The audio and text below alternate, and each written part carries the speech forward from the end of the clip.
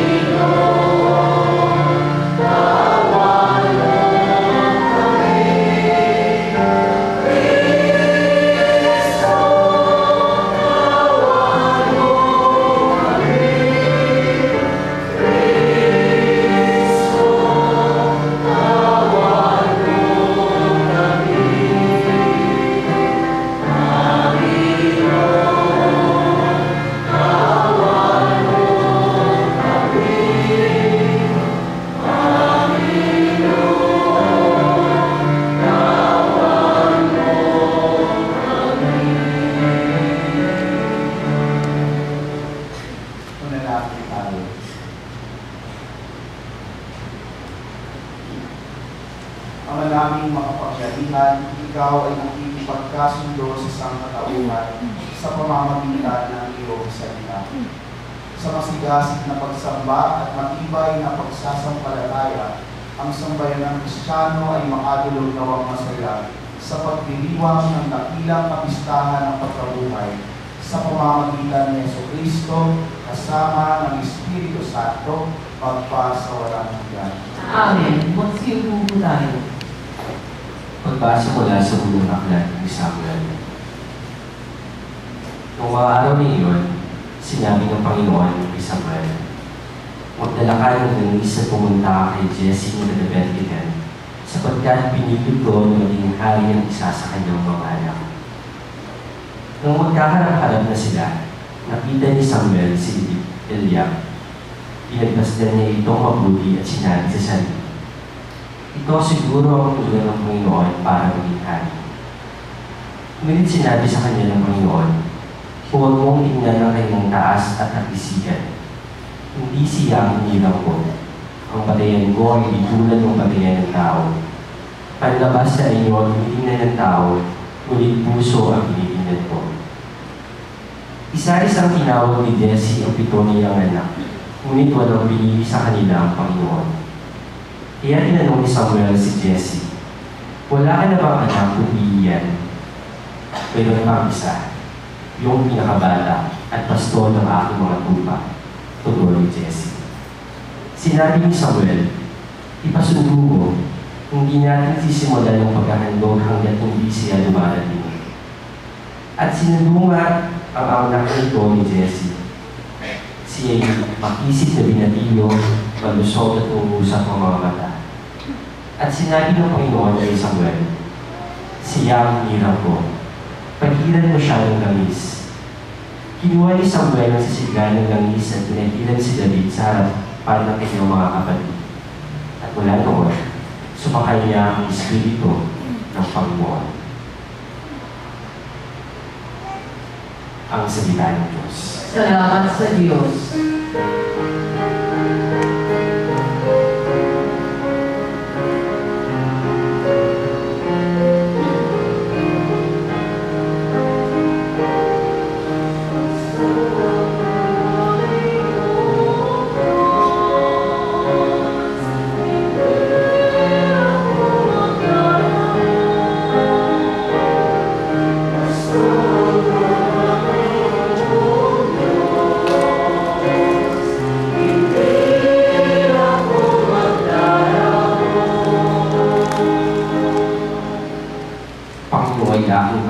Hindi ako magkukulang.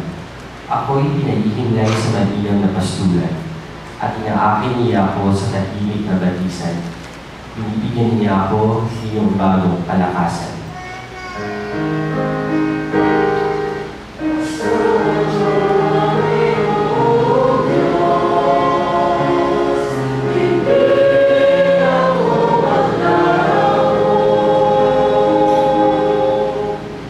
Ayon sa pangako ng kanyang binitiwan, sa matuwid na landasi doon ako inaakay. Kahit ang daang ito'y tumatahak sa kahilan, hindi ako matatakot pagkat ika'y kaagapay. Ang tungkod mo at pamalo ang gabay ko sa sanggalang.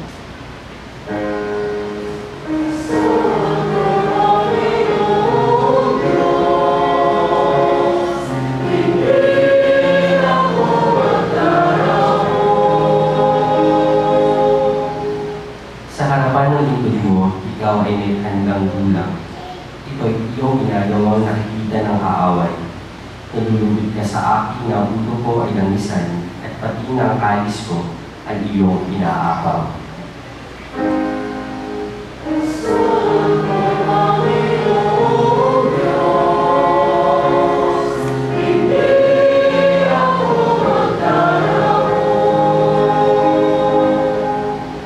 Tunay na ang pag-ibig mo at iyong kabutihan sa akin tatagdayin habang ako'y nabubuhay.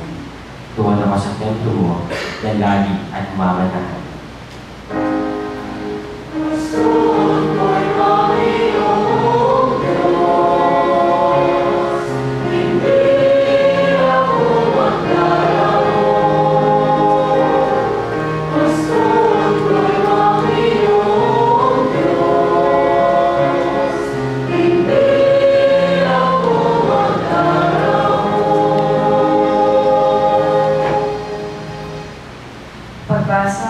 sulat ni Apostol San Pablo sa mga taga-Efeso. Mga kapatid, dati nasa kadiliman kayo, ngunit kayo'y nasa liwanag sapagkat kayo'y sa Panginoon.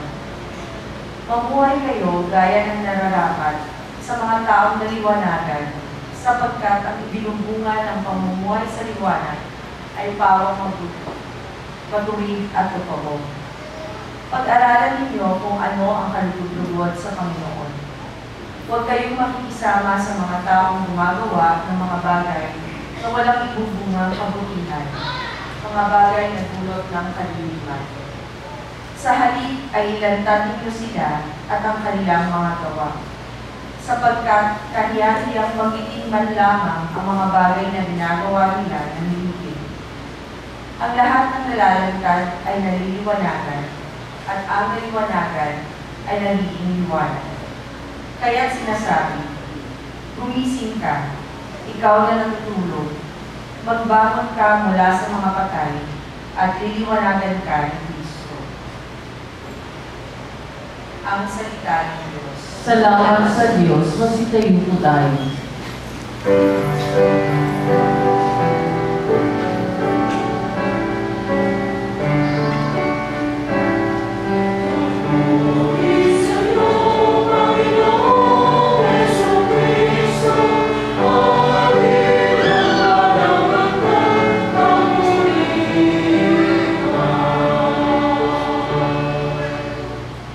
Sabi ng buong mahal, sa daigdig ako'y ilaw.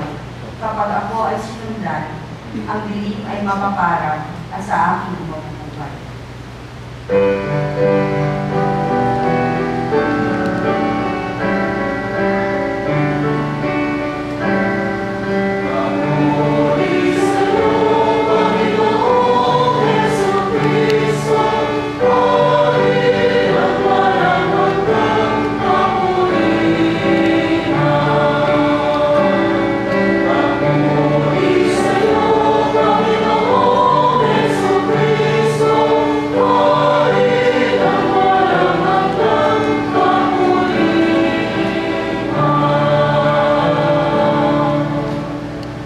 Sumainyo ang Panginoon. At sumayin. Ang mabuting balita ng Panginoon ayon kay San Juan. Papuri sa iyo, Panginoon.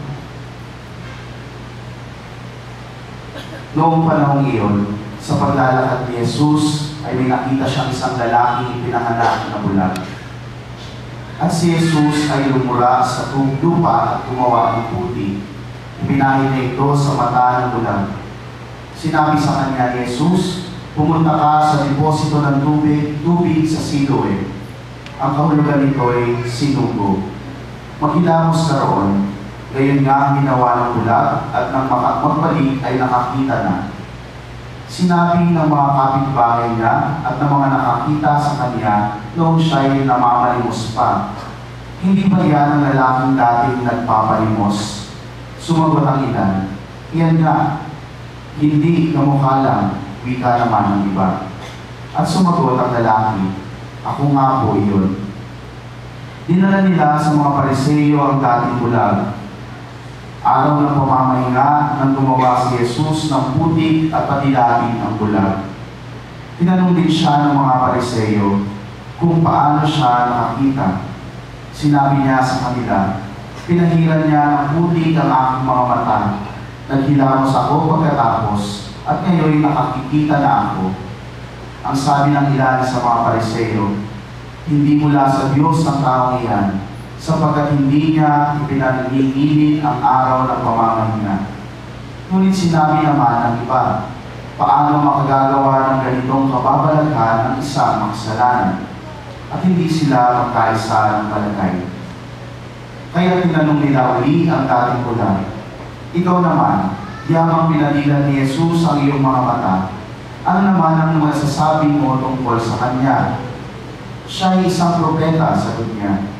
Sumagot sila, ipinanganak kang makasalanan at ikaw pa ang magtuturo sa amin, at siya ay itiniwalag nila. Nabalitaan ni Jesus na ang lalaking pinagaling niya ay itiniwalag ng mga Pariseo, kaya tinanong niya ang lalaki nang matagpuan niya ito. Sumasampalataya ka ba sa anak ng tao? Sumagot ang lalaki, sino po ba siya, Ginoo? Sumagot, sabihin ninyo sa akin upang ako'y manampalataya sa Kanya. Siya'y nakita mo na, siya ang nakikipag-usap sa iyo, ani Jesus. Sumasampalataya po ako, Panginoon, sabi ng lalaki. At sinamba niya si Jesus. Mga kapatid, ang mabuting balita ng Panginoon. Ika namin, Panginoong Yesu Cristo, magsiupo po tayo. Magandang umaga po sa ating lahat. Ay, ito na naman. Okay, mahirapan na naman yung camera natin. Meron po akong ipapakita sa inyong pictures. Ayan, ready na ba ako yung iyan ang ating. So habang inahanda ko, kung mapapansin ninyo, ay hello, ayan, nawawala yata yung signal. Ako po ay nakasuot ng pink, no, or rose, kung tawagin natin kulay. Isa po itong palatandaan para sa ating lahat kung tayo magdiriwang ng mga liturhiya, lalo higit sa misa, no, na ito ay may kaakibat na mananamig. No, kapag kayo po ay na-excite, no, mapapansin ninyo para nagro-rosy cheeks ang inyong mga pisngi. No, kapag naiinap kayo o kinikilig, nagmumula yung mga pisngi. Gayon din naman yung disposition o yung pananaw natin, why we use the color pink? Kasi excited na tayo. Saan? Sa muling pagkabuhay ng ating Panginoong Jesus. Ayan, andyan na ang mga pictures. May ipapakita ko sa inyong pictures at sabihin niyo sa akin kung ano yung nakikita ninyo. Yan, unang picture. Lalapit po ako ka. Sige po. Ano po yung nakikita ninyo sa picture? Po? Da o bat? Ikaw po. Ay, ito pa. Ano yung nakikita mo sa picture? Bird? Bird. Bird down. Okay. May nakikita pa kayong rabbit? Melting duck parehas. Okay. Susunod kong picture. Ayan. Siya ba ay nakatagilid o siya ba ay nakaharap? Sino nagsasabi na siya ay nakaharap taas ang kamay? Hello? Sino naman nagsasabi na siya ay nakatagilid? Side view. Nakakalito, no? Nakakalito.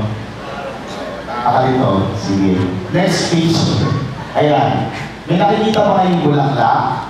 Yes. May nakikita rin kayong mukha? Yes. Ang galing, no? Ang galing. O ito pang-apat at ulit picture. Anong letters ang nakikita niyo? Good. Ano po yun? Ano yung una niyo nakita? Parehas. Merong evil. Sino nakakakita ng evil? Taas ang kamay.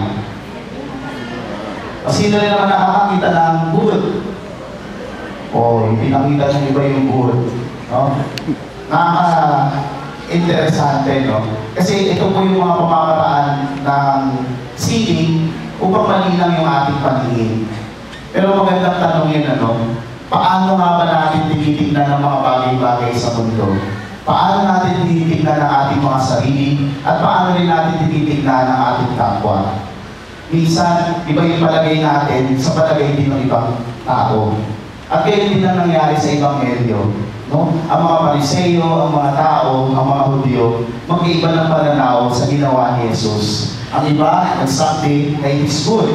Ang iba naman, nagsabi, ito ay pagsuway sa batas. Tayo din, no? Tayo din, kadalasan, iba yung ating mga pananaw sa buhay. No? Pag tinitingnan natin yung ating kapwa, kapag pag isang babae, mag-aslaw kumilos, malikot, no? Minsan ang pakahulugan natin kagad dito, malandi, iring, no? Yun agad ang judgment, no? O kaya naman, kapag reserved ang isang tao, kapag tahimik, no? Hindi makabasa at pinggan, ang judgment naman natin minsan ay nasa loob ang pulo. O hindi na tayo ng sikreto. Diba? Pag masyadong tahimik. Kapag ka naman nakasalamin ka na medyo malaki, pasintabi sa mga nakasalamin, ano? Yung malaki. Yung mga malalaking uso ngayon, nerd daw ang dating, o kaya naman napakatalino. Kapag ka naman sobrang gwapo, katulad po ng mga lalaki nandito ngayon, sinasabi natin kaagad, no? Babaero naman yan. No? O kaya two-timer naman yan. Naku, sasaktan ka lang yan. No? O kaya naman, pag nakakilang po tayo ng isang bata, isang tao na madumi, madungis, mabaho, no? Ayaw na natin gagandang-gitan. No? O kaya naman, pag nakakita tayo ng tao na hindi ka nais-nais ang itsura, sabihin na natin pangit, naku, hindi na lang natin tinitignan. Wala tayong patingin. Okay. At sa lipunan, kapag ka na-involve na sa droga o sa mga krimen, no? Ipapatay na lang natin yan. No? Death penalty na lang ang sagot sa kanya. Minsan gano'n ang pananaw natin. Parang napakadaling mahusga. At sa ating paningin sa ating kapwa, minsan kahit sa ating mga sarili, no, nauuna yung panghuhusga. Ganito tayo minsan tumingin sa mga sitwasyon sa buhay, sa ating kapwa, lalo higit sa ating mga sarili. Na minsan, no, hindi natin naiisip, ay nakasasakit o nakasasama rin sa atin. Ganyan tayo tumingin. Pero paano nga ba tayo tinitignan ng Diyos? Paano tayo tinitignan ni Jesus?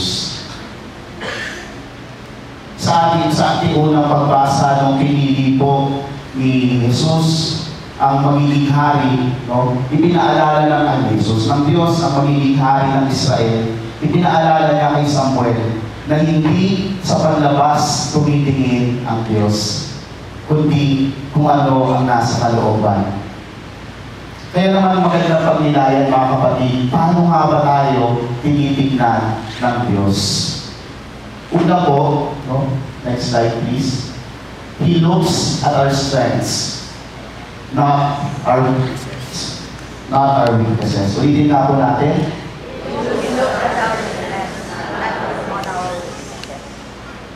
Tinitignan ng Diyos yung mga kapasidad natin, our abilities, kung ano yung mabuti sa atin. Na minsan, tayo naman, paulit-ulit natin tinitignan, ang pangit ako, hindi ako bagay dyan sa trabaho na yan. No? Tinitignan natin yung mga kamalian natin, kung ano yung kulang natin, which leads us to envy. Pagkaingit, no? Naingit tayo sa kung ano ang mayroon ng iba. Pero kung titignan lamang natin ang bawat isa, meron tayong mga kakayanan na hindi naman din kaya gawin ng iba.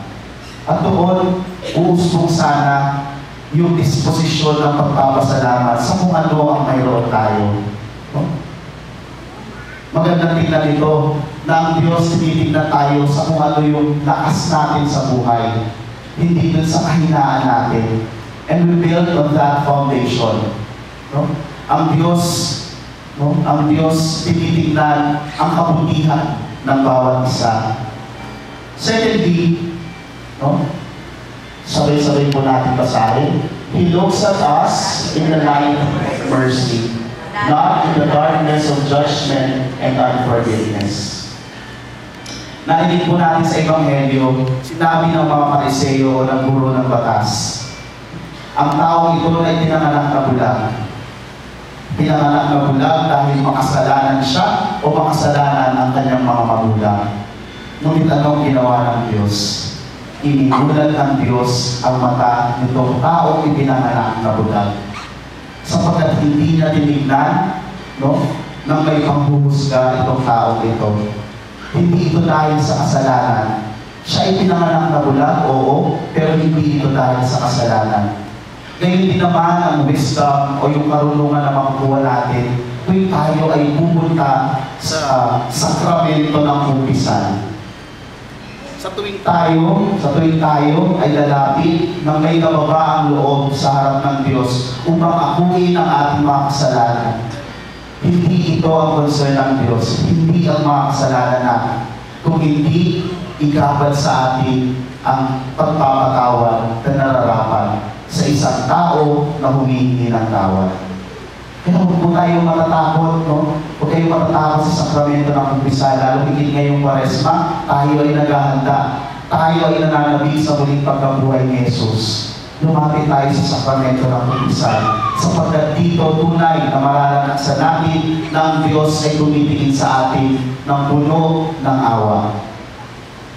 Awa na nagbibigay sa atin ng kapatawaran sa ating mga kasalanan. And lastly, para tayo tinitingnan ng Diyos, sabay-sabay po natin basahin.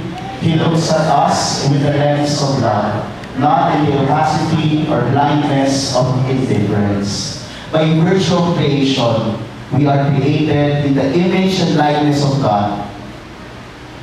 And because of the overflowing love of God for us, His creation, hindi malayo at hindi magiging kabalintunaan na tayo ay minamahal niya. Gayun din ang pagtingin niya sa pagpapagaling sa taong ito na ipinanganak na bulag. Tatandaan po natin, mahal tayo ng Diyos. Kaya naman, sa pamamagitan ng mga sakramento, lalo higit sa Eucharistia, ipinaalala niya sa atin na ibinigay niya ang kanyang sarili dahil sa pagmamahal niya sa atin. At dito niya tayo tinitingnan ang bawat isa. Huwag na huwag po natin kaliligtaan o iwawagin sa ating mga isip na tayo ay mahal ng Diyos. Tayo ay kanyang iniligtas.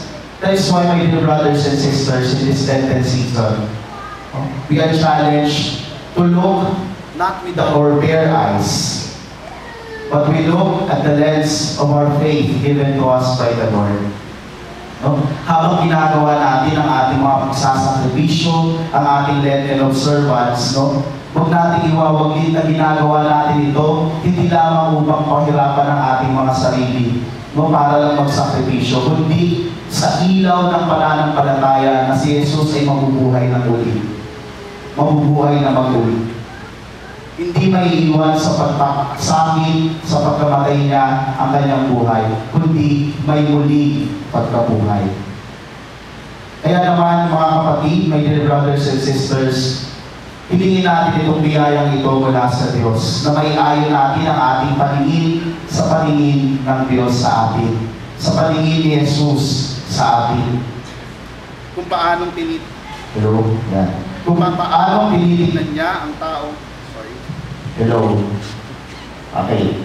Parang medyo hindi na lang po yung signal, paumanigin, no? Kung paano po tinitignan niya ang taong pinanganak na bulag, gayon din sana maging paningin natin sa ating sarili at sa ating kapwa. To end, last slide please.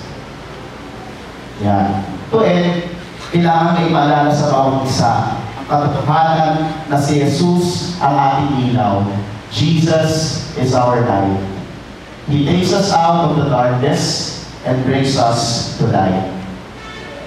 My dear brothers and sisters, let the vision of our souls be illumined by the light of faith. Amen. Pagsitayo po tayo. Pakaya po natin ang ating pananampalataya. Amen.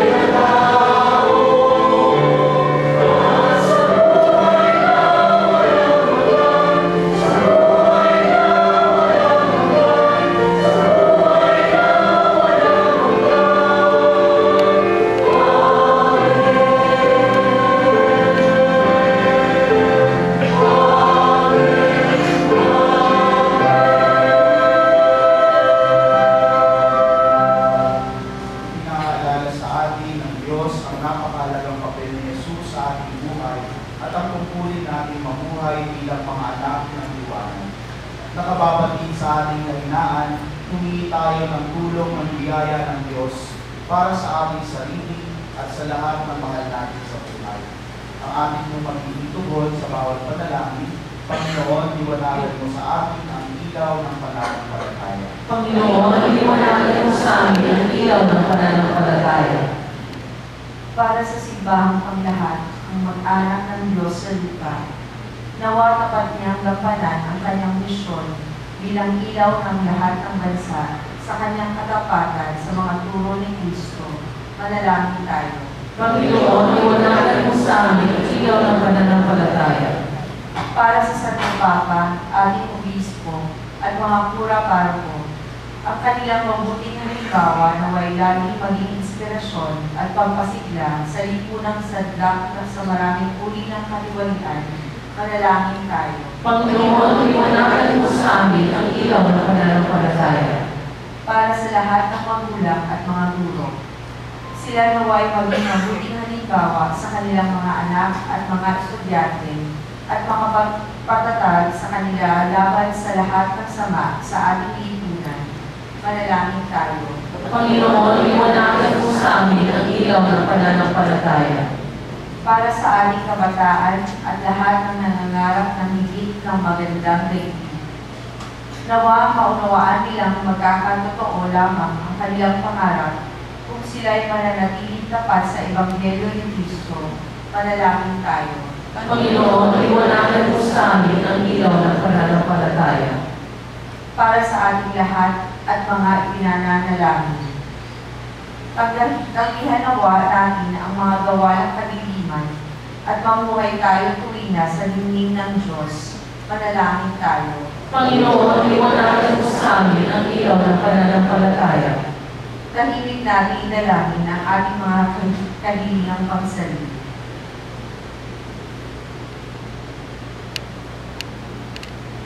Manalangin tayo. Panginoon, liwanagan mo sa amin ang ilaw ng pananampalataya. Panginoong Jesus, Ikaw ang ilaw ng aming buhay. Liwanagan mo ang aming mga isipan upang makita namin ang lingling ng iyong katotohanan. Linisin mo ang aming mga puso upang mahalin namin ito. At tibayan mo ang aming mga kalooban upang ito'y matatag namin panindigan. Ikaw na nabubuhay at nag-iibig magpakailanman. Amen. Magsiupo po tayo.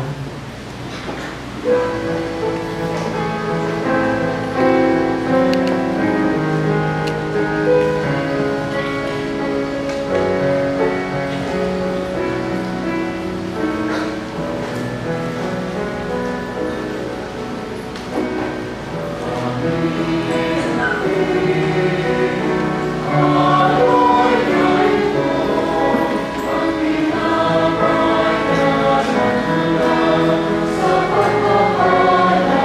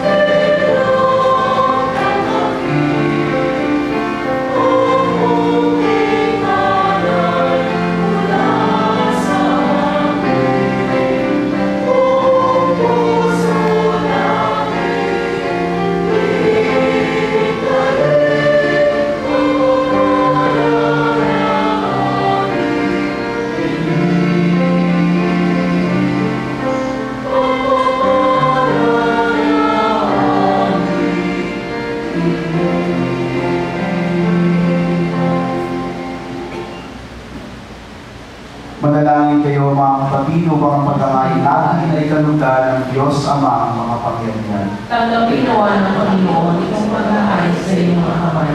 Sa kapulinan niya at karangalan sa ating mga kapatid at sa buong sambayanan niya banal.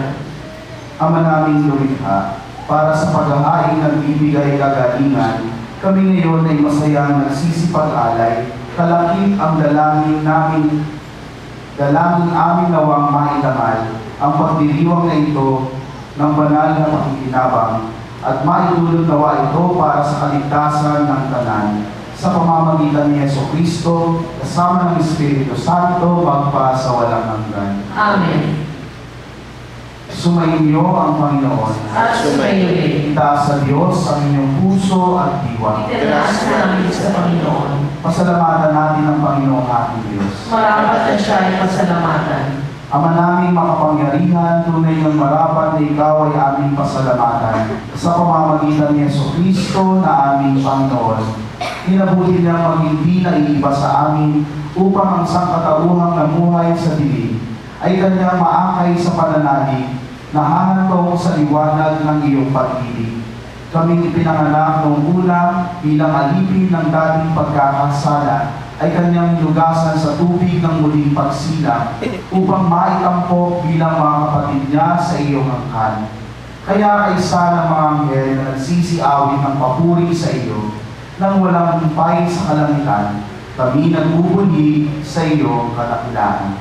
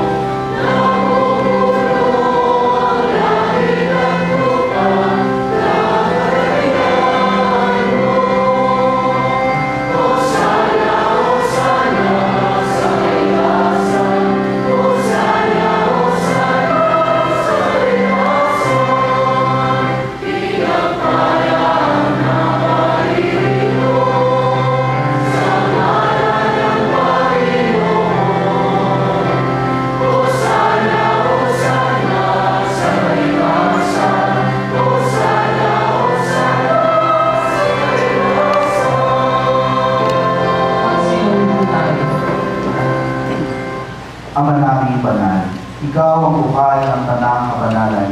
Kaya sa pamamagitan ng iyong Espiritu, gawin mong banal ang mga kaloob na ito upang para sa aming maging katawan at dugo ng aming Panginoong Jesucristo. Bago niya pinagtiis ang pusang loob na maging handog, hinawakan niya ang pinapay, pinasalamatan kanya. Pinaghati-hati na iyon, iniabot sa kanyang mga alagad at sinabi, tanggapin ninyong lahat ito at kanin.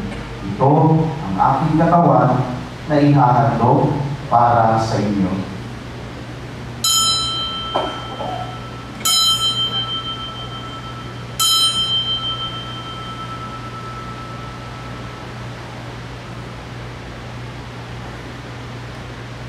Ganyan din naman, noong matapos ang hapunan, hinawakan niya ang kalis. Muli kanyang pinasalamatan. Iniyabot niya ang kalis sa kanyang mga alagad at sinabi, tanggapin ninyong lahat ito at inumin. Ito ang kalis ng aking dugo, ng bago at walang hanggang tipan. Ang aking dugo na ibubuhos para sa inyo at para sa lahat, sa ikapagpapatawad ng mga kasalanan. Gawin ninyo ito sa pag-alala sa akin.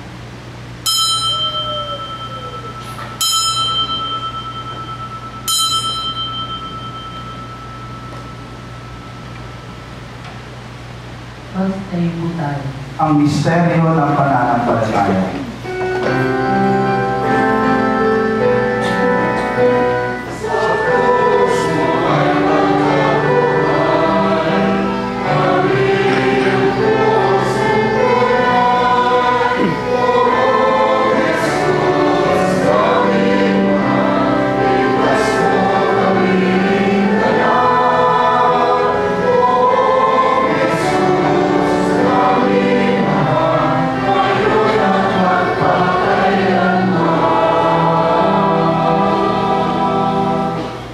Ama, ginagawa namin ngayon ang pag-alala sa pagkamatay at maging pagkabuhay ng iyong anak.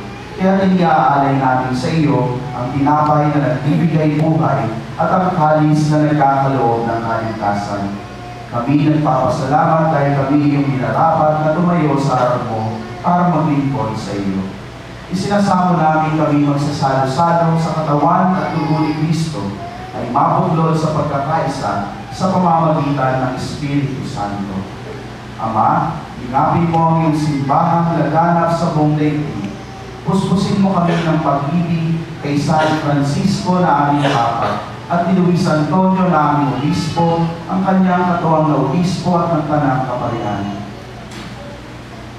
Alalahanin muli ng mga kapatid namin na hinday na may pag-asang sila'y muling mabubuhay, gayon din ang lahat ng mga pumanaw. Kaawaan mo sila at patuloyin sa iyong kaliwanagan. Kaawaan mo at pagintapatin kami lahat na makisalo sa iyong buhay na walang wakas. Kaysa ng mga nabi ni Maria na ina ng Diyos, kaysa ni San Jose ng mga apostol at ng lahat ng mga banal na namuhay dito sa daigdig ng kalulugod sa iyo. Maipagdiwang nawa namin ang pagpupuri sa ikararangan mo sa pamamagitan ng iyong anak na aming Panginoong Jesucristo. Sa pamamagitan ni Kristo, kasama niya at sa Kanya, ang lahat ng parangal at papuri ay sa iyo, Diyos Ama, makapangyarihan, kasama ng Espiritu Santo, magpasawalang hanggan.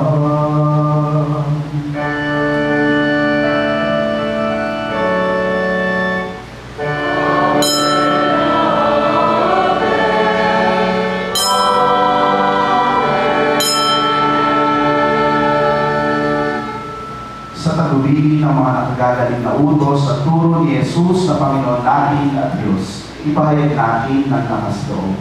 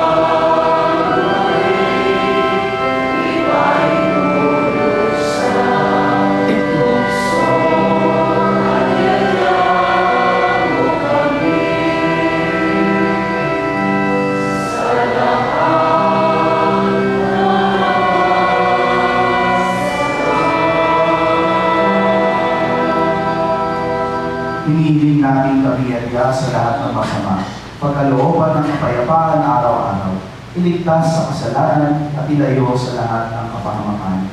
Samantalang aming pinananatigan ang dakilang araw ng pagpapahayag ng tagapagligtas namin si Jesucristo.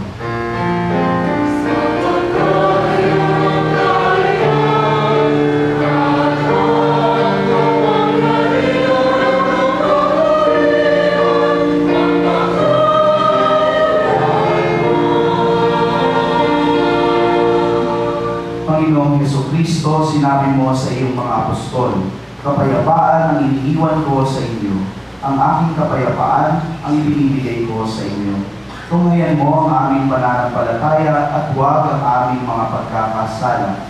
Pagkalooban mo kami ng kapayapaan at pagkakaisa ayon sa iyong kalooban, kasama ng Espiritu Santo, magpa sa walang hanggan. Amen. Ang kapayapaan ng Panginoon ay laging sumainyo. At sumainyo. Magbigayan kayo ng kapayapaan sa isa't isa.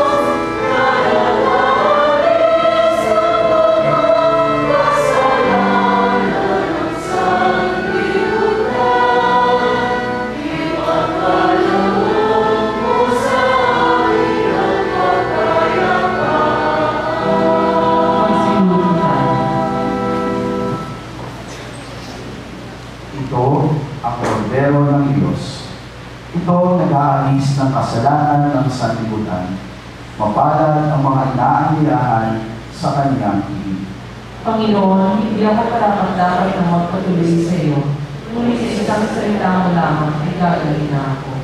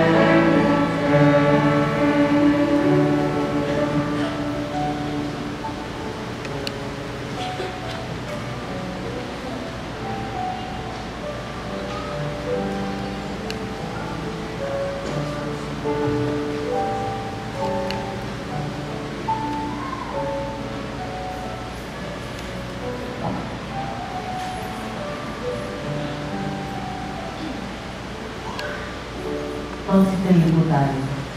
Manalangin tayo.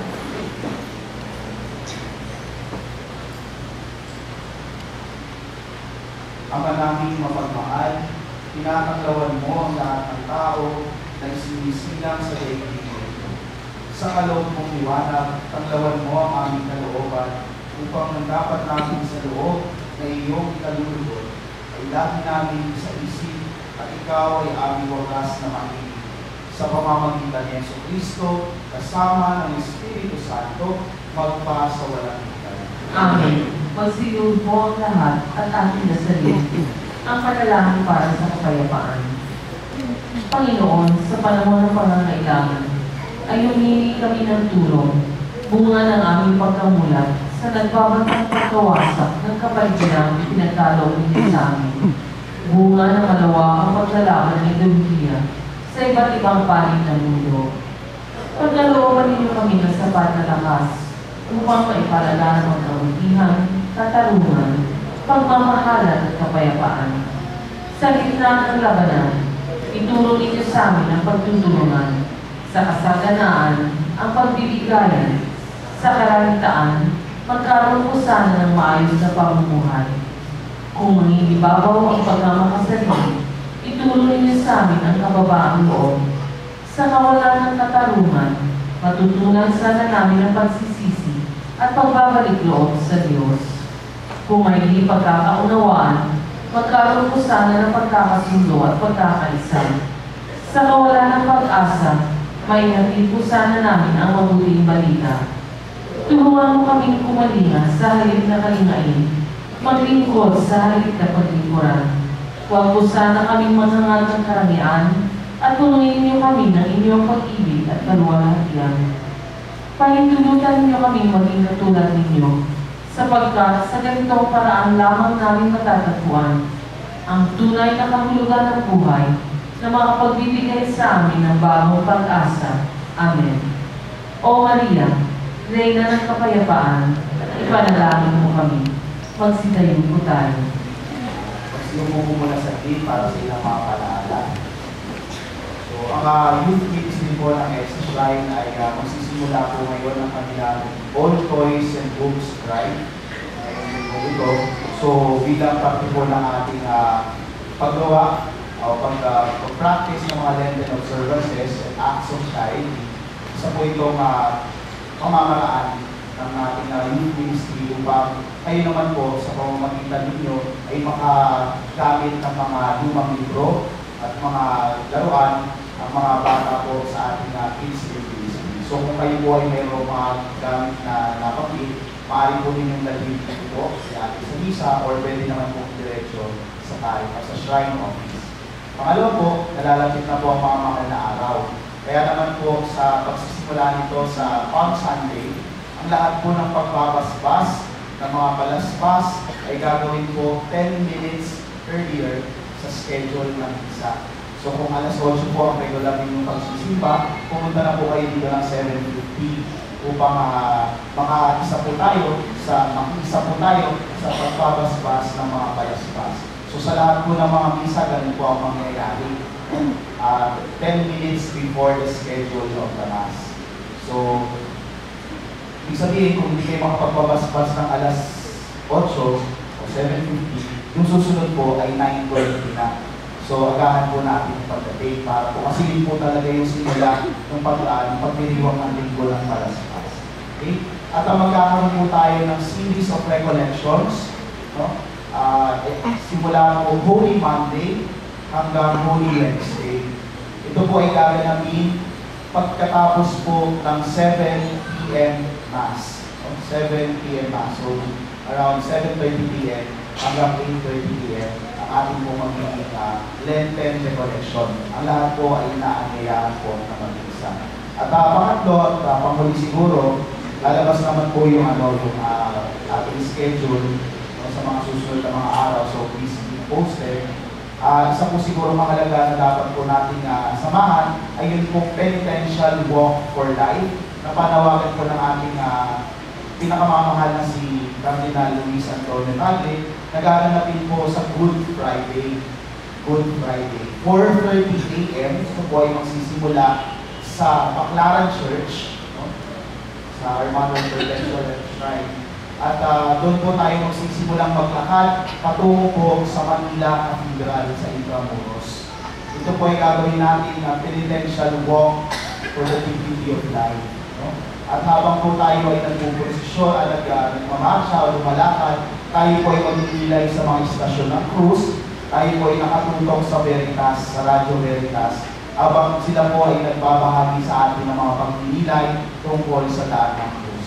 So ang lahat po, no, ay inaanyayahan. So in view of that, hindi po tayo magkakaroon ng 7 last words, no? O 7 palabras sa alas 12. Sapagkat naiintindihan na natin na medyo mahaba po ang lakarin na ito. Kaya po ihahanda rin natin ang ating mga sarili para sa pagdiriwang sa hapon ng alas 3 at yung prosesyon po sa alas 5. So wala po tayong 7 palabras in view of the penitential walk for life na magaganap po sa Good Friday. Okay po ba yun?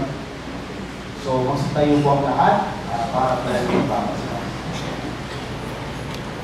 Sumainyo ang Panginoon. At sumayo rin.